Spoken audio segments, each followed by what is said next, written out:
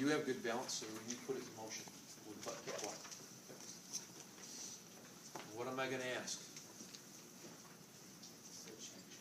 Does that hurt? Does that change your symptoms? He says yes. Then what's our next question? Where? Where? Okay, so we locate. Okay, and then what does it feel like to you? Does it ache? Does it feel stiff? Tell me about it. Say something. Aches. Okay. He said that it pulls in the front of his knee. So then you kind of know what to look at, all right? You're maybe going to look at some of the anteriorly based structures. Keep butt kicking. And then he says, you know, it kind of hurts behind my knee.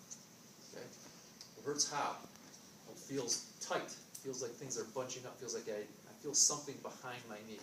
There's something blocking my movement. I might look at more posterior based structures. So again, locate the thing. Get the character of discomfort and location of discomfort. Does it hurt a lot? Yes. Okay, so he says a lot. Yes. Okay, so then give me 0 to 10. 0 being no pain, 10 being worst pain imaginable. 7. Okay, so he was consistent. He said it hurt a lot, and he says it's a 7. Okay, so that's good. He said it hurt a lot, and then says it's a 1, and then that's not so consistent. Some guys will do that. You know, guys that like to be tough, stoic, and then it's only a 1. There we go. Okay, well, can you hold on to that? And let's say that was your right knee. That was bothering you. So I need you to bend your right knee as far as you can. Yep.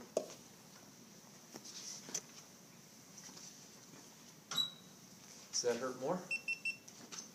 Yes. Yes. And then we do the same thing again. Location, character, intensity. What's the name of that test? Okay. Now please let me do it for you. Okay, you're going to balance on your left leg, hold on the table. Is it going to explode, the bomb? I apologize. Oh, okay. And that's an end-field stop to the first and final tissue resistance. And we do it passively. Okay? Again, we found out whether it hurts, and if it's pulling, where is it pulling? If it's painful, where is it painful? So we just looked at the movement actively with a bottom kicking walk, either stationary or walking. Okay? We did all of our pain inventory, did an overpressure, did an end-field test. So please sit. Clear everything. Pillow there for the head. Just on the end, or? Yeah, sit on the end first. Okay. Sitting here, it's a little bit hard to evaluate knee flexion fully unless knee flexion is really, really stiff. Because the table, to a certain extent, might get in our way a little bit. Okay? It's also not the greatest position to look at the power of the knee flexors. Now that said, in some cases you will use the seated position to do some of your examination of impaired flexion, particularly again if it's a really involved knee with a lot of arthritic restriction or a lot of pain, or if it's a total knee replacement patient. You might measure with a goniometer knee flexion in a total knee patient in a seated position. You might initially get a sense for power. Let's stick with this knee. Okay. So pull back a little bit. And let's just say for the sake of discussion the knee stops there. It can't bend any further. This would be perfectly fine to take your goniometric measurement here. Hold, don't let me move you. Don't let me straighten your knee.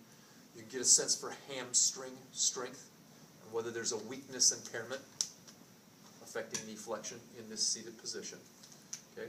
But if it's a more subtle arthritic restriction affecting flexion, you know, your patient's knee flexes pretty good, but maybe they can't do a full squat anymore due to knee pain. You're going to have to get him into hook line. Okay? Supine with the knees bent, feet flat. Okay? So what you do is push up the table. And lay on your back with your head up on the floor.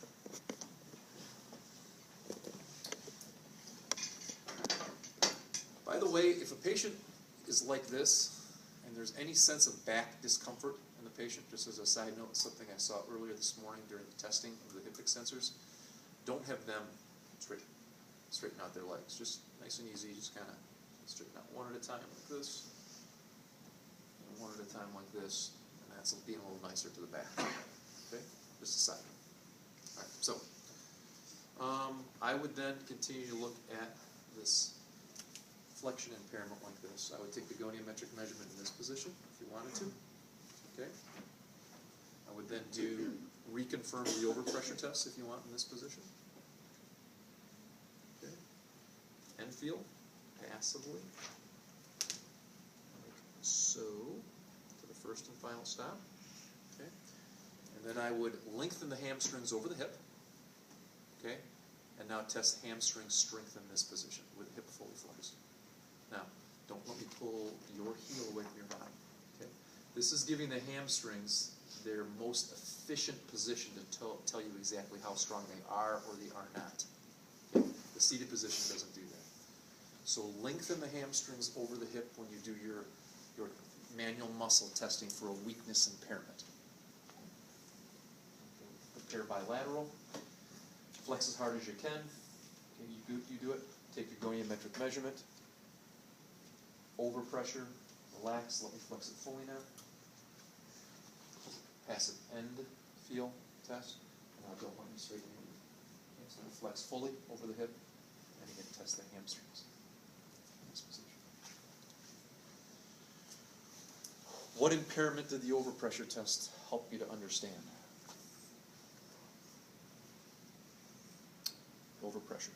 What impairment are we predominantly looking for when we do an overpressure?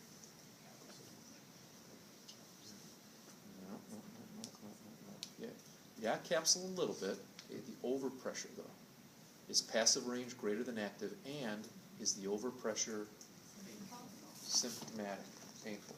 So predominantly the overpressure test, and I'm compartmentalizing each one of these for you for learning purposes. I want this to be the same for each joint. Okay, there's overlap with all these tests in terms of what they can tell us. Okay, but for learning purposes,